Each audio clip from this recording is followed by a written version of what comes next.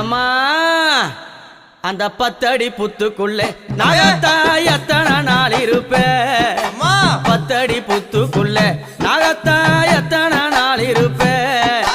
பாலாத வாத்து வச்சேன் நாகத்தா பருகிட வாரும் அம்மா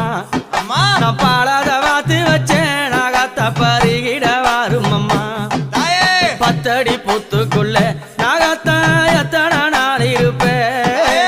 10 அடி புத்துக்குள்ளே நாகத்தா எத்தனை நாள் இருப்பேன்